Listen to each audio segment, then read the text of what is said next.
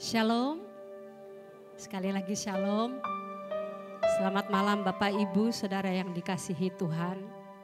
Malam hari ini kita kembali berkumpul di tempat ini bersama-sama. Kita ingin mendukung dan menghibur keluarga, secara khusus Pak Mirala Adan, Andre Stanley yang ditinggalkan oleh istri dan mama kekasih Bu Ayin.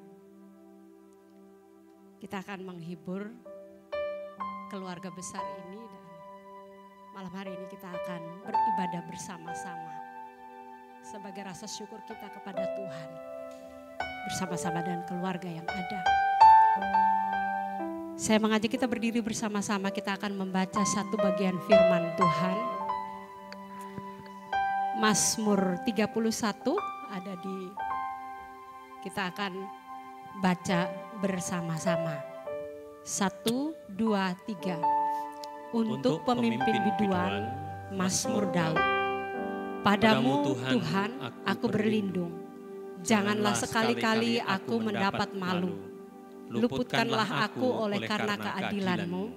Sendengkanlah telingamu kepadaku. Bersegeralah melepaskan aku. Jadilah bagiku gunung batu tempat perlindungan, kubu pertahanan untuk menyelamatkan aku. Sebab Engkau bukit batuku dan pertahananku, dan oleh karena namamu Engkau akan menuntun dan membimbing aku. Kita akan sama-sama menyanyikan satu pujian, Engkaulah kekuatanku, karena hanya Tuhan sumber kekuatan kita di situasi apapun. Saat badai, saat penderitaan, saat kesulitan, Tuhan tempat perlindungan kita.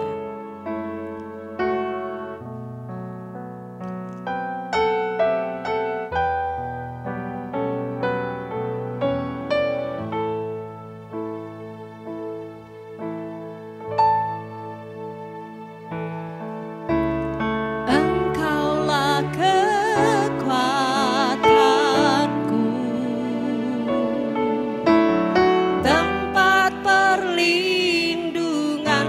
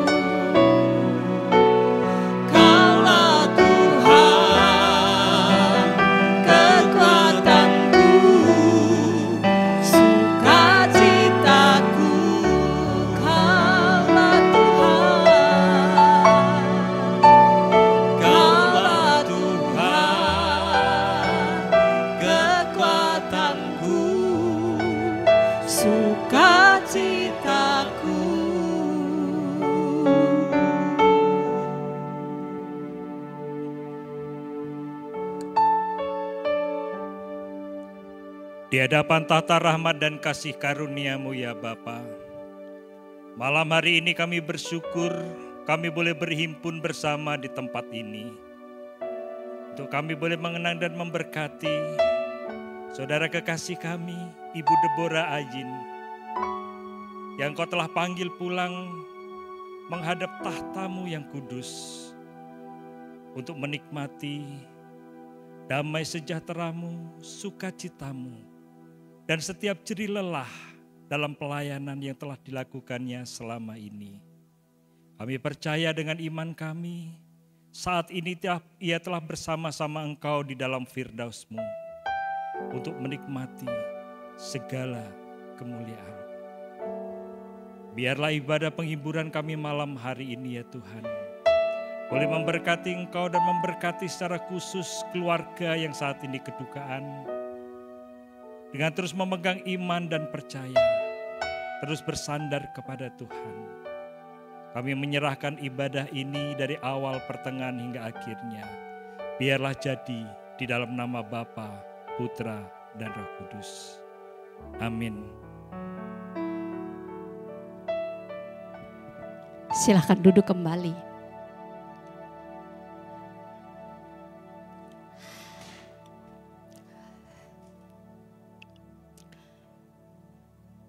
Ini kesaksian Bu Ain. Terakhir, sebelum akhirnya beliau harus menjalani proses-proses operasi dan sampai hari ini. Kita akan dengarkan bersama-sama kesaksian beliau malam hari ini.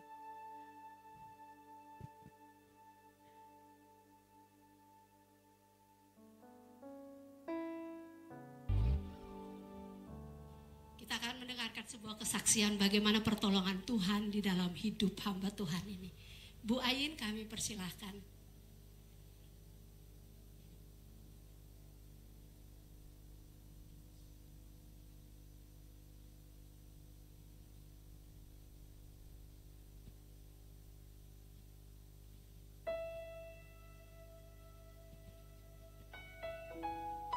Shalom. Puji Tuhan kalau hari ini saya diberikan kesempatan untuk bersaksi bagaimana Tuhan baik dan luar biasa. Seperti nyanyian tadi, Tuhan itu sangat baik. Saya akan menyaksikan kebaikan Tuhan yang luar biasa dalam kehidupan saya secara pribadi. Tahun 2020 saya secara tiba-tiba ya, karena beberapa kali saya periksa ke dokter dan dokter itu berkata saya tidak ada apa-apa, maksudnya tidak ada penyakit dan lain sebagainya. Terus saya mengeluh karena keadaan tubuh saya kurang enak badan itu, rasa kembung, rasa nyeri. Lalu dokter berkata, oh ibu itu banyak pikiran, ibu stres, ibu kurang refreshing. Kemudian kepada keponakan saya ngajak saya jalan-jalan. Saya diajak jalan-jalan, diajak senang-senang ke Pulau Bali, biar katanya refreshing dan stresnya hilang. Ternyata setelah pulang dari, itu bulan Februari, setelah saya pulang dari Bali, badan saya bukannya tambah enak, nyeri dan rasa tidak nyaman, ya, kembung dan lain sebagainya. Kemudian saya datang ke dokter yang kelima kali di Puskesmas. Saya sering kali diledek oleh Pak Gembala karena sering berkata tidak Puskesmas tapi Puskesmas supaya cepat. Lalu saya periksa, bilangnya oh ibu dikasih obat mah. Saya pulang sampai di rumah juga nggak enak. Itu di hari Kamis. Kemudian di hari Sabtu saya mencoba ke Ibu Bidan. Lalu Ibu Bidan memeriksa saya dan Ibu Bidan bilang, oh Bu Ain itu kena miom gitu. Sekarang segera ambil rujukan lalu ke dokter kandungan. Betul, pagi-pagi jam 6 saya ke Bu Bidan, kemudian jam 8 saya ke dokter puskesmas, saya minta rujukan dan saya langsung ke Panti Rini. Di Panti Rini saya sore harinya dicek dan saya benar ada miom dan dokter bilang ibu segera dioperasi katanya. Saya sakit miom dan lain-lain, ada lagi enggak dok? Ya ada, makanya ini segera dioperasi. Saya tetap semangat aja, enggak mikir yang aneh-aneh. Kemudian dokter itu memberikan hasil ronsen, kemudian digambar ulang seperti ini ibu ada miomnya di sini, lalu nanti akan dioperasi, kemungkinan besar kandungan akan diangkat dan tidak apa-apa, bilang gitu. Yang penting sehat, saya bilang gitu. Kemudian saya dirujuk ke Panti Rapih dan di Panti Rapih itulah saya dioperasi di bulan Februari. Pas corona, sebelum corona masuk kayaknya di Indonesia masih belum begitu booming ya. Lalu saya dioperasi di sana. Hari Senin saya periksa dokter, hari Rabu saya langsung dioperasi. Dan hasilnya adalah selain miom itu saya kena kanker. Jadi di hidung telur, kemudian saya tanya ke dokter hasilnya, dok, itu kanker saya itu stadium berapa, saya bilang gitu. Terus dokter bilang, oh ini stadium 1 bu, nggak apa-apa dioperasi tetap semangat. Ya nggak apa-apa. Saya dioperasi, kemudian saya langsung bulan Maretnya saya di kemo.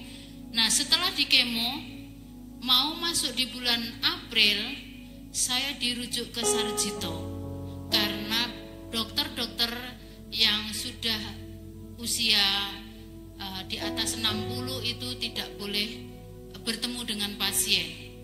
Lalu saya di Sarjito saya bingung-bingung karena selama di Panti Rapih itu pelayanannya ya memang bagus sekali, semua terlayani. Tetapi di Sarjito memang bagus, alat-alatnya bagus, canggih, tetapi kita yang harus datang dan aktif.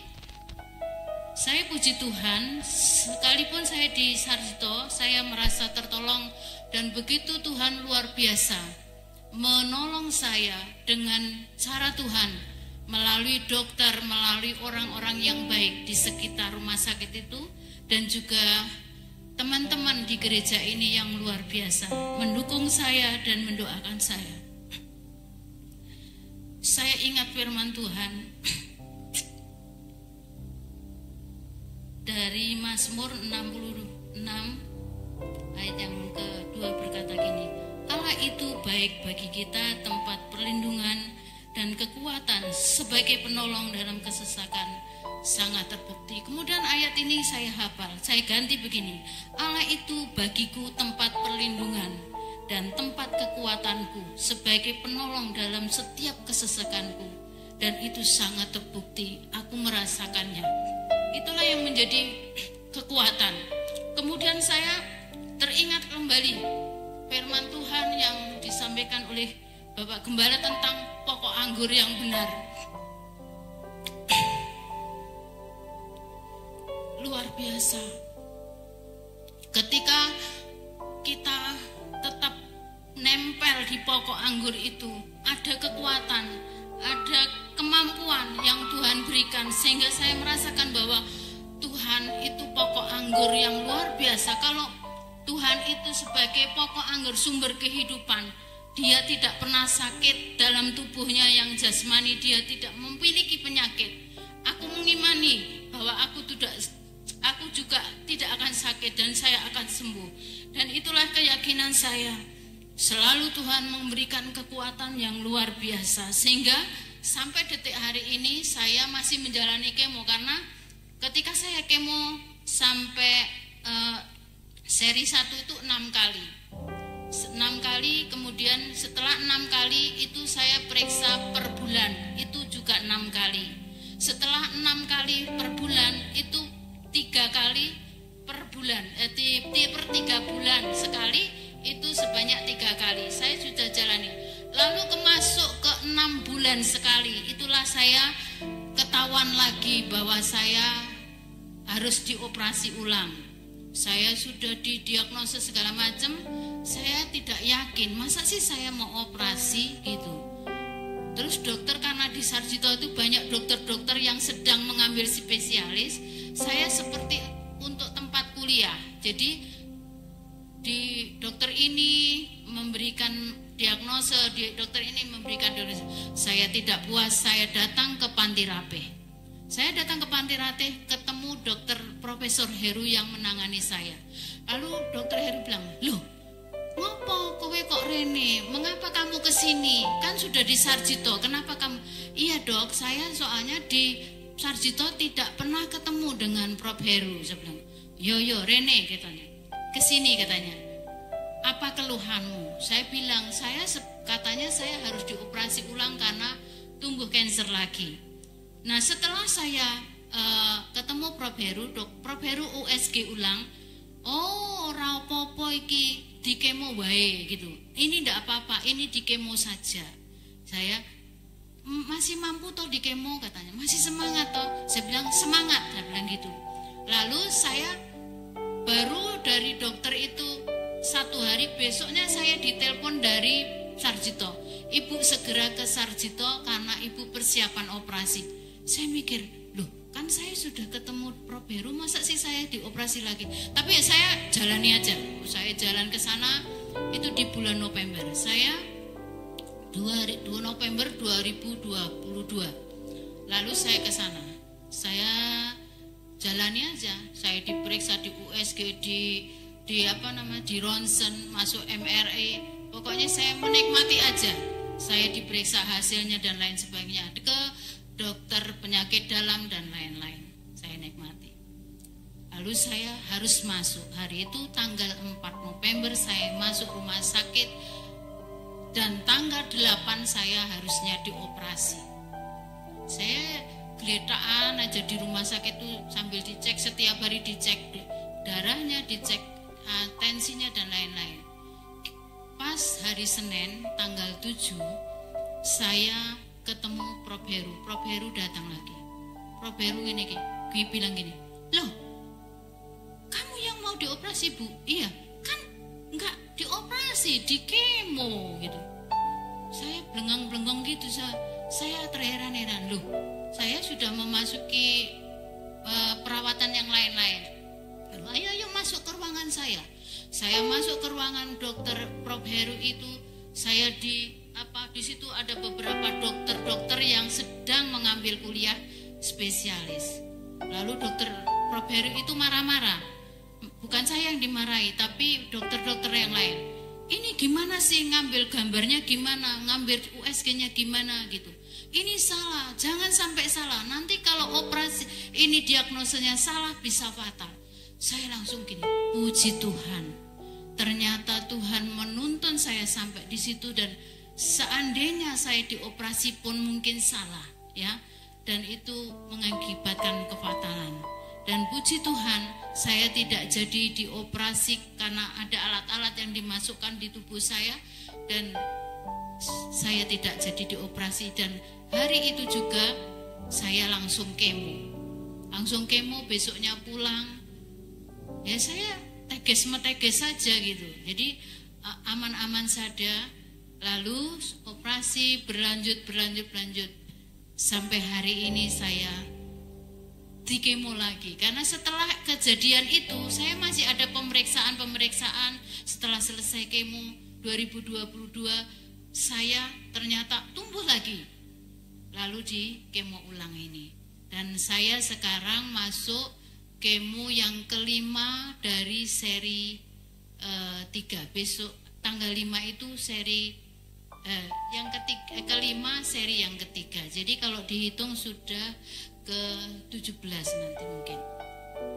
Puji Tuhan, terima kasih buat teman-teman yang baik yang selalu mendukung saya, mendoakan saya, jemaat Tuhan di tempat ini, sehingga saya merasakan nyaman, aman, dan luar biasa Tuhan bekerja melalui kehidupan saya secara pribadi.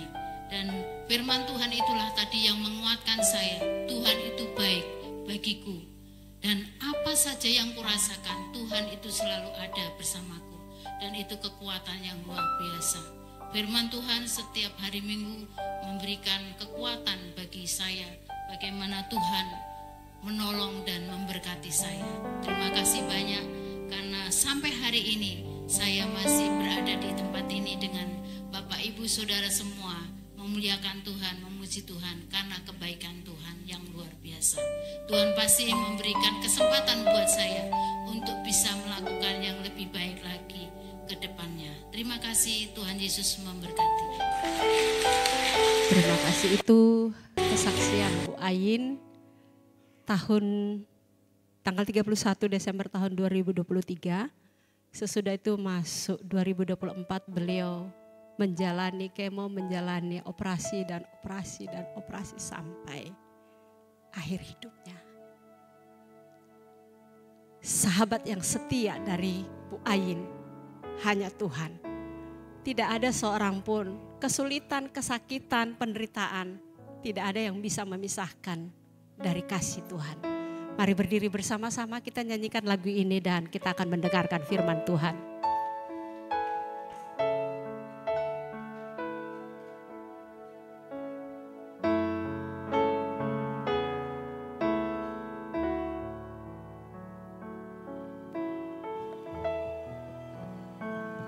Apa yang dapat memisahkanku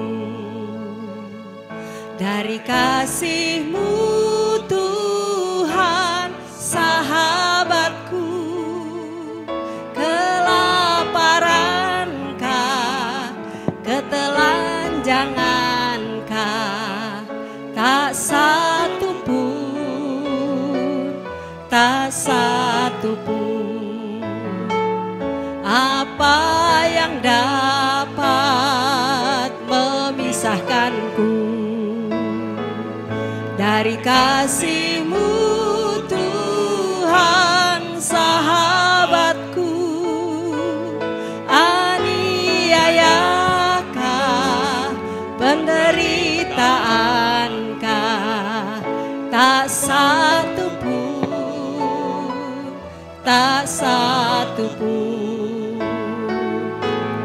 tiada satu pun seperti Kau Yesus. Kau sahabat yang sejati,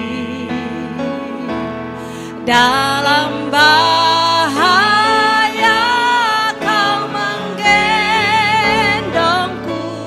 Engkau Yesus, sahabatku.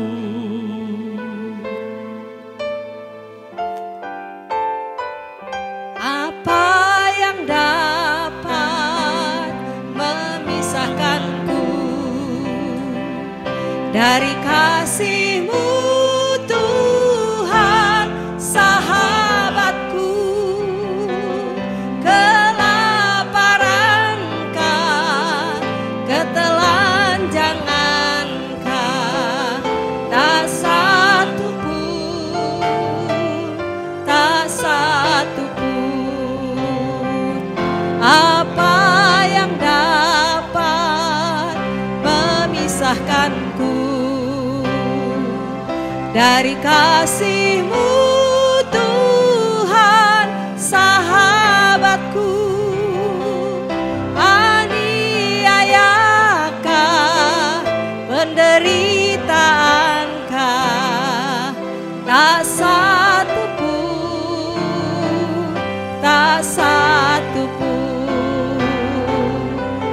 tiada satu pun seperti Kau Yesus. Kau sahabat yang sejati, dalam bahaya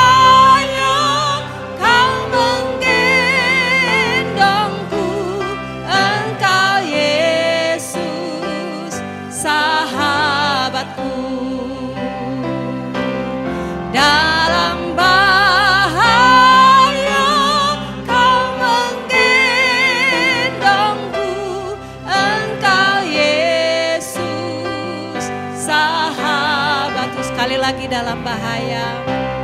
Dalam bahaya kau menggendongku, Engkau Yesus sahabatku.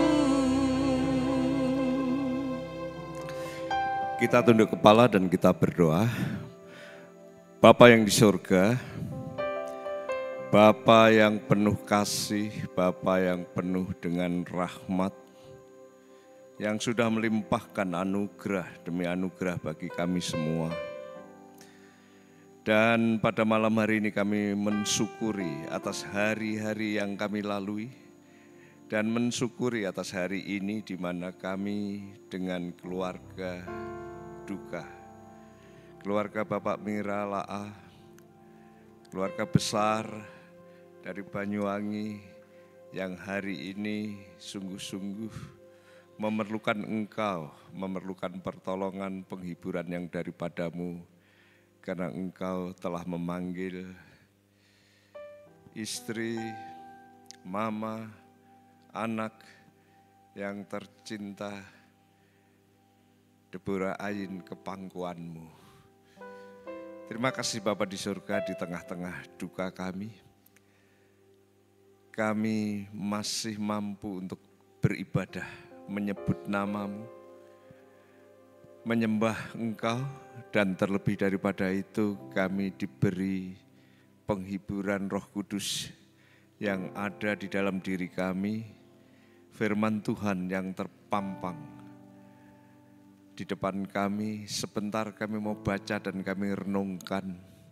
Tolonglah kami ya Tuhan, supaya kami mampu menyerap makna hakiki dari kebenaran firman-Mu itu, sehingga menjadi kekuatan bagi kami teristimewa untuk keluarga Mak Ayin yang ditinggalkan. Terima kasih Bapa di surga, kami serahkan pemberitaan firman-Mu pada malam hari ini dalam nama Tuhan Yesus Kristus. Haleluya. Amin. Silahkan duduk.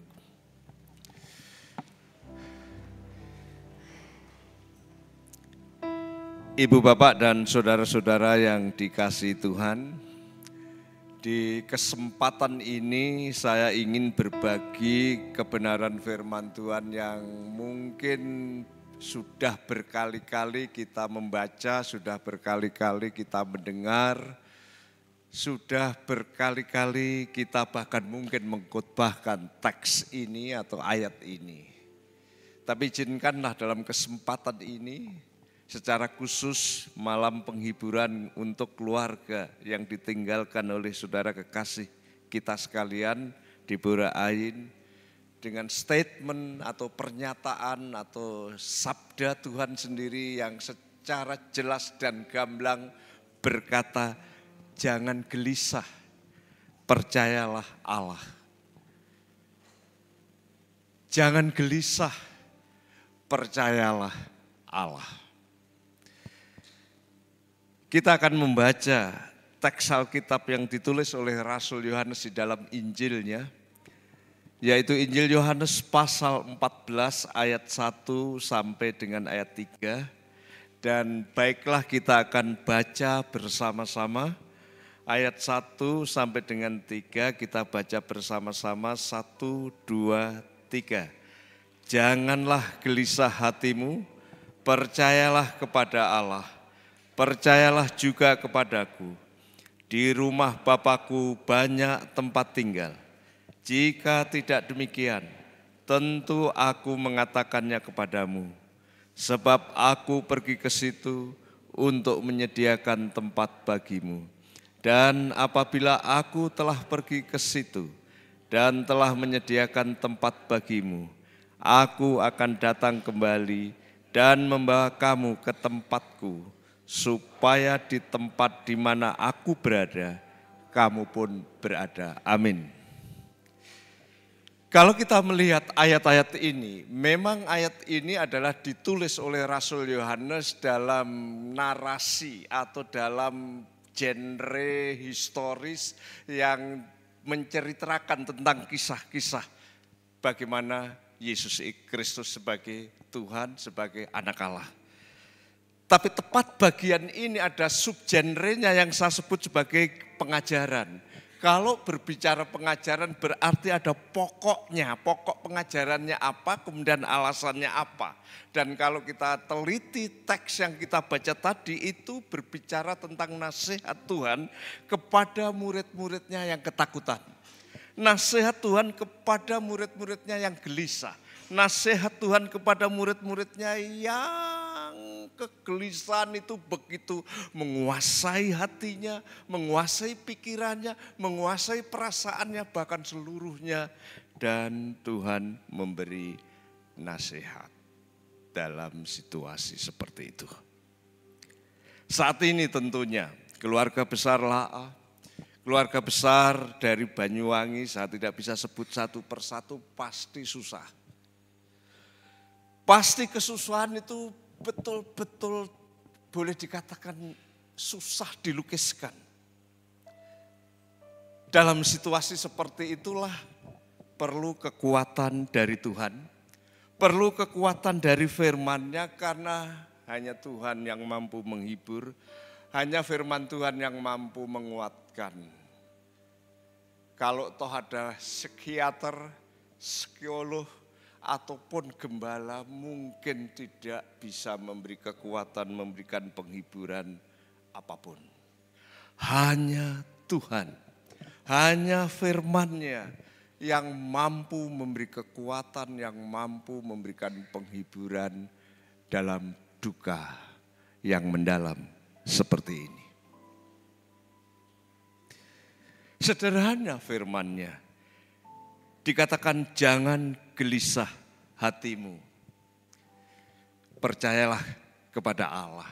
Kata yang dipakai jangan gelisah itu metarasisto. Yang ini adalah dari kata taraso dan diawali dengan me, ini adalah seperti kata ingkar jangan. Kemudian ini adalah imperatif present aktif yang artinya di sini mereka itu jangan gelisah. Mereka itu siapa? Mereka itu kalau kita lihat konteksnya seperti ini adalah murid-muridnya. Mereka itu jangan tergoncang, jangan gelisah, jangan susah, jangan dikuasai kekacauan, jangan dikuasai oleh kesusahan. Mungkin kita bertanya, apakah orang beriman tidak boleh susah? Apakah orang percaya tidak boleh susah? Oh, saya tidak bisa berkata begitu. Dan firman Tuhan saya pikir maksudnya bukan begitu. Kita bisa susah. Jangankan orang percaya. Kalau toh ada orang yang disebut sebagai hamba Tuhan. Kalau toh ada orang yang disebut sebagai pelayan Tuhan. Kadang-kadang susahnya juga enggak ketulungan dan susah amat. Murid-murid kala itu mengalami kekhawatiran luar biasa. Kenapa? Karena ayat-ayat sebelumnya sudah beberapa kali Tuhan Yesus berkata mau pergi. Beberapa kali Tuhan Yesus berkata saya pergi dan kamu tidak bisa menjumpai aku lagi. Saya pergi dan pendeknya kamu tidak bisa ketemu lagi. Itu yang menjadikan mereka khawatir. Itu yang menjadikan mereka takut. Itu yang menjadikan mereka susah karena Yesus akan meninggalkan mereka ini bagaikan anak ayam yang kehilangan induknya. Atau ini bagai kawanan domba yang kehilangan gembala. Ini bagaikan murid kehilangan gurunya. Kacau, ini seperti apa? Sulit untuk bisa mengerti ini nanti masa depannya seperti apa. Susah, begitu sukar untuk dilukiskan saat itu. Dalam konteks seperti itulah Tuhan Yesus dengan jelas jangan gelisah, jangan susah, jangan dikuasai oleh kegelisahan, kekacauan sehingga kamu tidak bisa berpikir lagi. 1 minggu yang lalu ketika saya datang ke tempat Mak Ain, biasa kami panggil Mak Ain. Dan dia berkata, "Pak, perut saya seperti diiris-iris." Ketika mendengar seperti itu, saya ingat dulu teman saya namanya Pendeta Samuel Sriyoko, sakit yang sama, kanker. Dan ketika saya mengunjungi, dia berkata, "Nur, rasanya sakit banget. Tulang punggung saya seperti digergaji." Waktu itu saya, kayak gitu sakitnya. Kemarin itu Main berkata, "Pak, perut saya seperti disilet-silet, seperti diiris-iris." Saya mau menyerah. Saya mau berserah sama Tuhan saja. Tolonglah Bapak doakan saya. Saya hanya diam saja dan saya mencoba mendengar.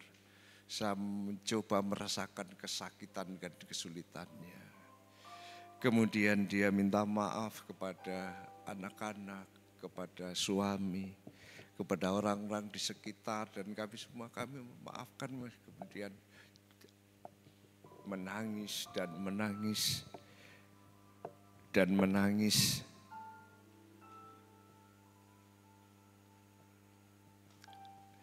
Dalam situasi seperti itu, bukan hanya saya bisa merasakan betapa suami Pak Mira.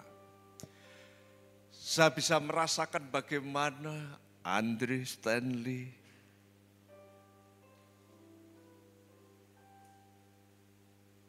yang mengalami kesusahan yang begitu berat. Kesulitan yang mungkin tidak bisa menerima. Dan betul tidak bisa menerima. Saya sebagai gembala sidang aja seperti hilang arah. Kok bisa kayak gini? Saya membayangkan pasti pengurus juga merasa kehilangan.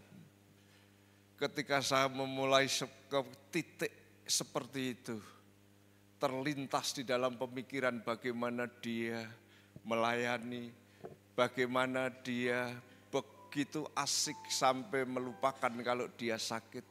Bagaimana dia melayani sampai kadang-kadang dia rasa seperti tidak sakit. Bahkan celotehannya, canda tawannya, dan kadang-kadang tegurannya, bukan hanya tegurannya, kadang-kadang marah.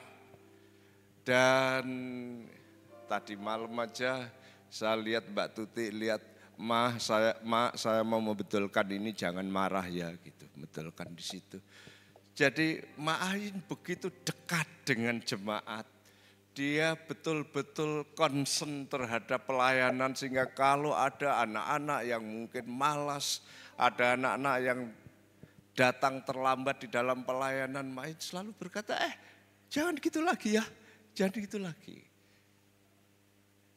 Kalau misalnya dapur itu tidak bersih, dia selalu berbicara.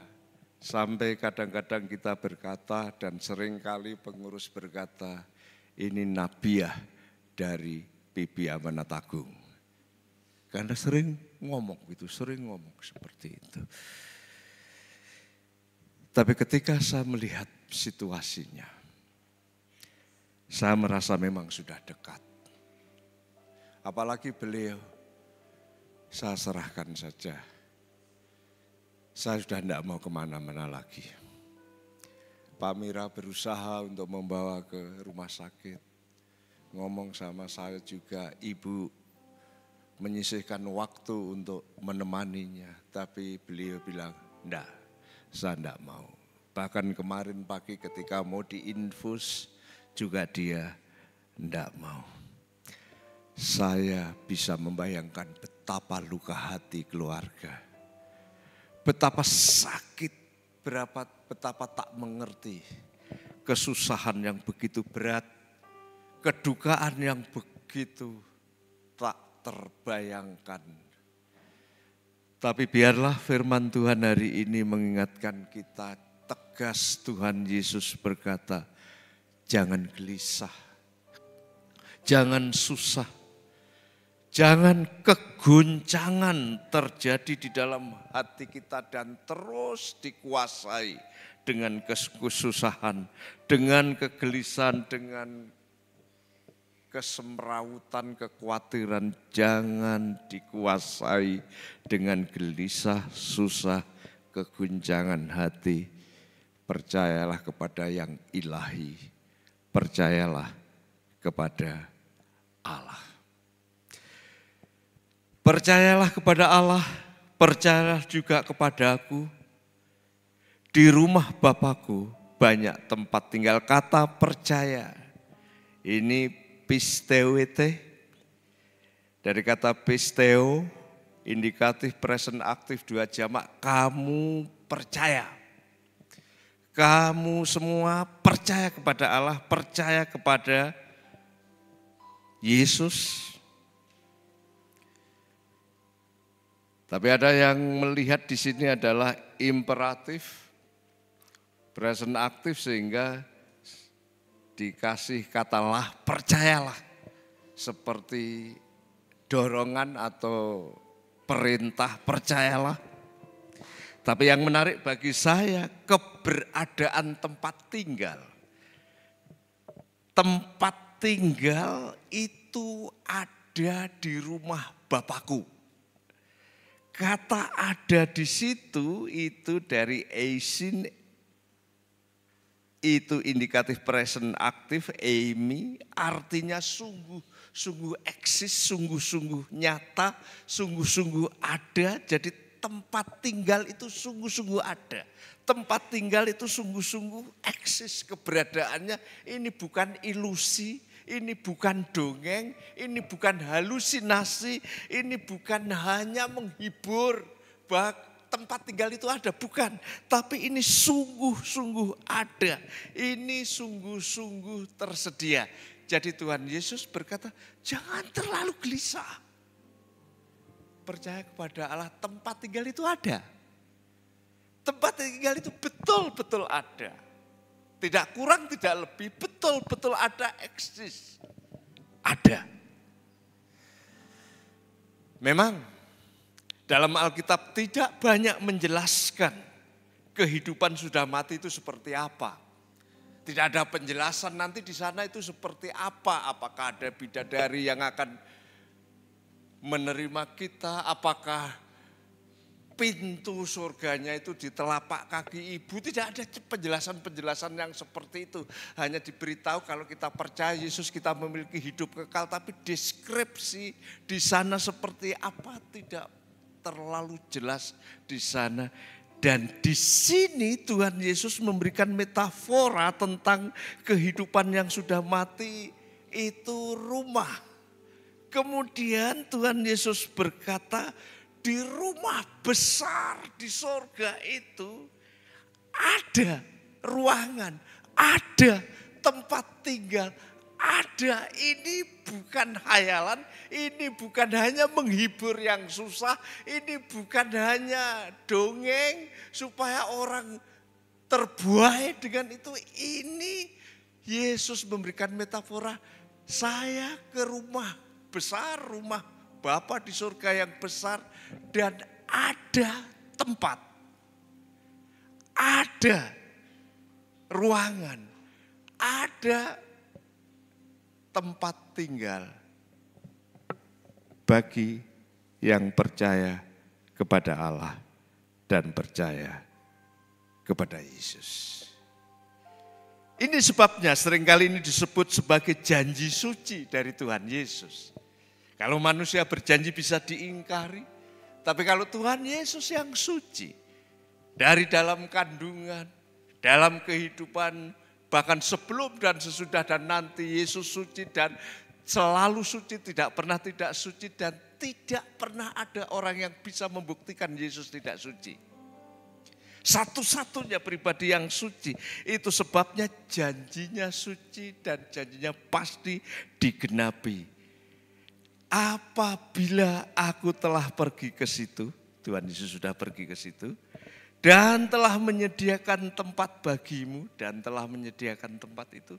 Aku akan datang kembali dan membawa kamu ke tempatku.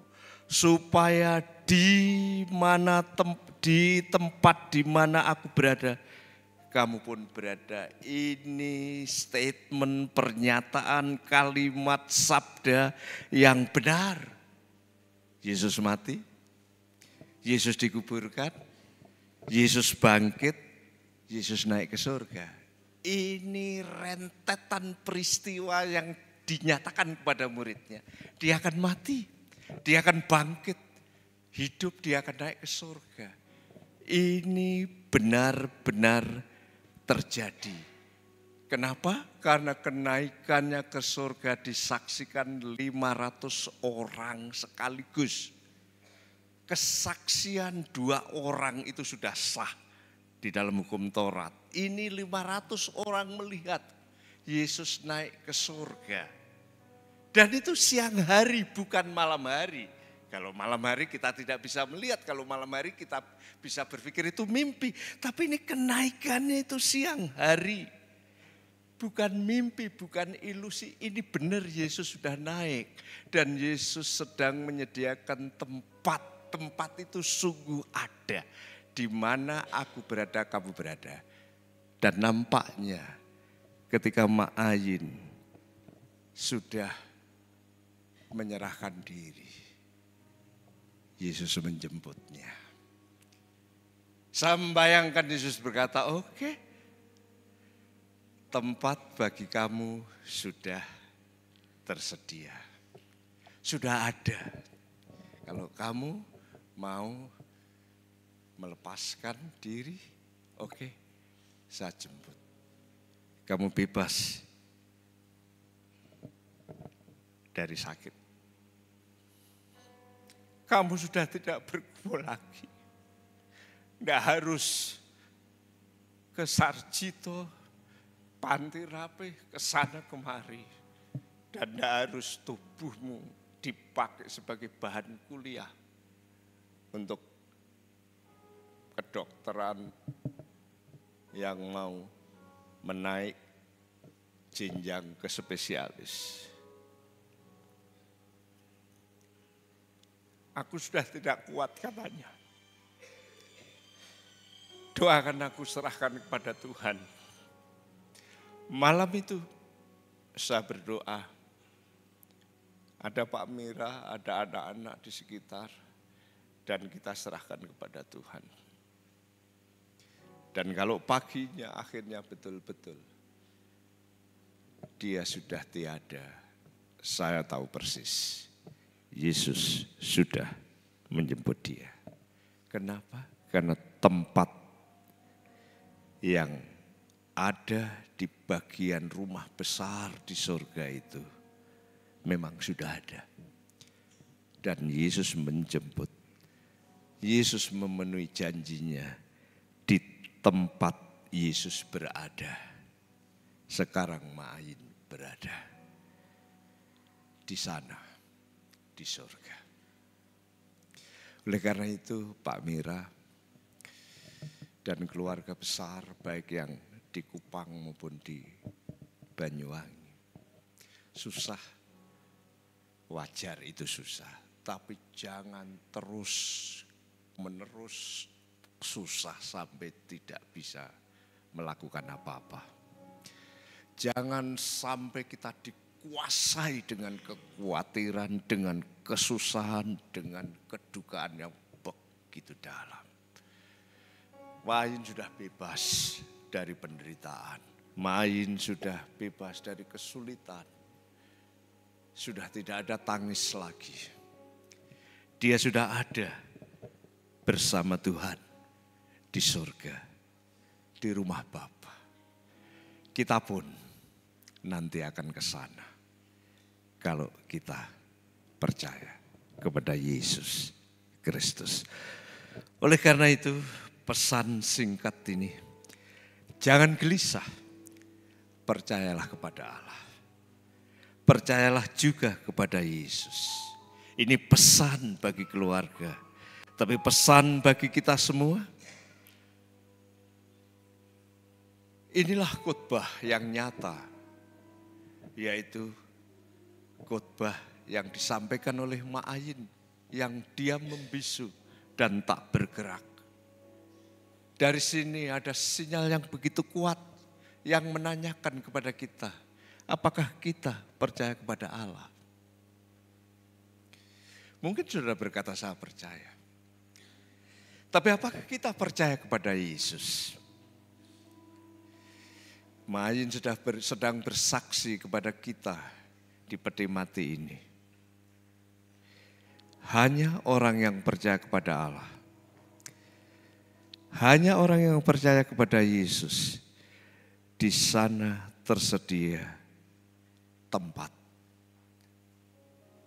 Oleh karena itu, percayalah kepada Allah, percayalah kepada Yesus sama seperti Mak Ayin yang sudah percaya kepada Allah, percaya Yesus. Bahkan mewujud nyatakan percayanya di dalam melayani Tuhan dengan sepenuh hatinya. Tak pandang situasi dan kondisi yang sulit. Kini Mak Ayin sudah bersama dia. Kita pasti menyusul. Kita pasti akan ke sana. Pertanyaannya, sudahkah saudara percaya? Mari kita berdoa.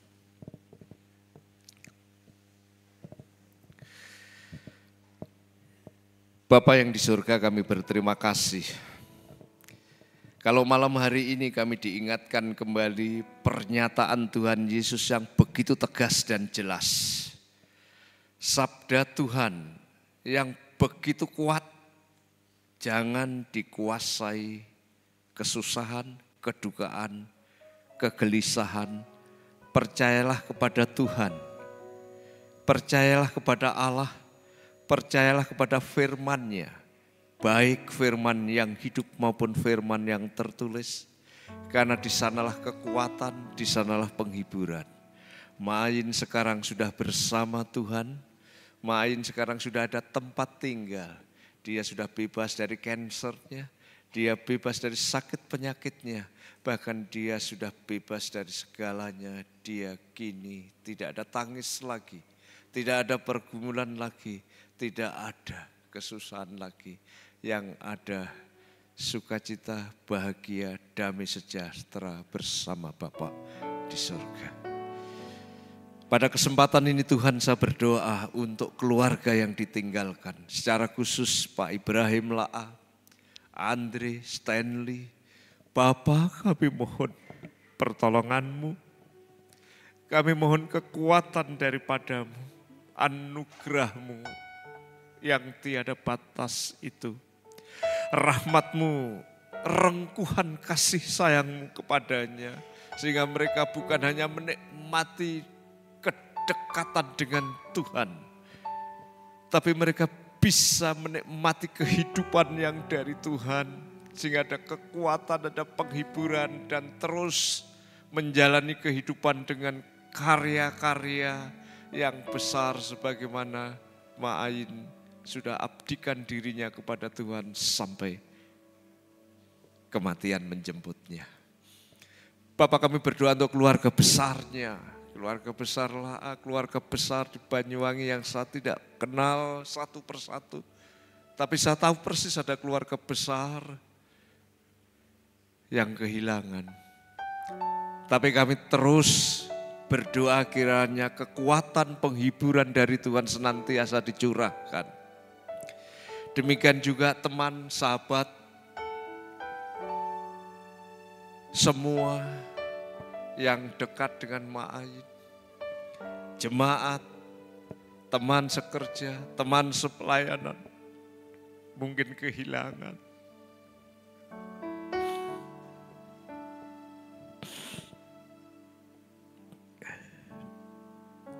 Makasih Bapak. Kami hanya mohon pertolongan-Mu, mohon anugerah-Mu, memberikan kekuatan bagi kami semua. Hari ini sungguh-sungguh hati kami kiranya sungguh-sungguh menerima kekuatan, penghiburan yang daripadamu saja. Terima kasih Tuhan Yesus. Terima kasih, kami serahkan semua ini kepadamu. Dalam nama Yesus Kristus kami sudah berdoa dan bersyukur atas semua ini. Haleluya. Amin. Di jalanku ku diiring, di jalan ku diiring oleh Yesus Tuhanku. Apakah yang kurang lagi jika Dia panduku, diberi damai surgawi asal imanku teguh. Suka duka dipakainya. Mari berdiri bersama-sama. Kebaikanku, suka duka dipakainya untuk kebaikan di jalan yang berliku, di jalanku yang berliku, dihiburnya hatiku bila tiba pencobaan, dikuatkan imanku. Jika aku kehausan dan langkahku tak tetap, dari cadas di depanku datang air yang sedap. Dari cadas di depanku datang air yang sedap.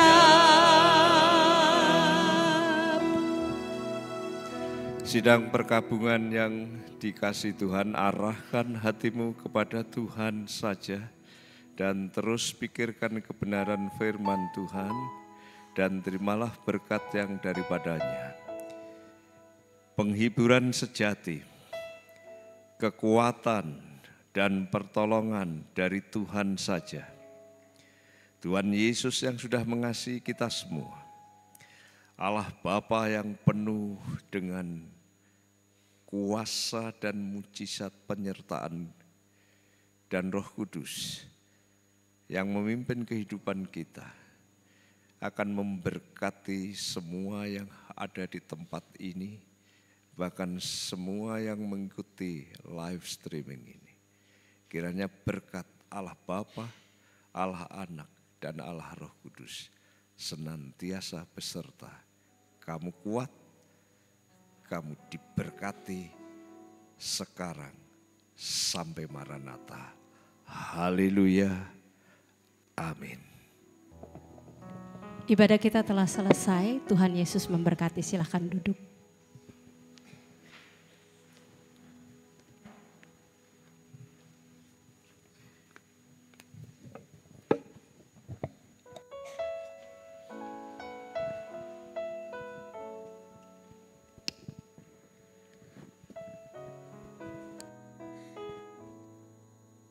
Bapak, Ibu, dan saudara yang kasih dalam Tuhan, selamat malam dan shalom.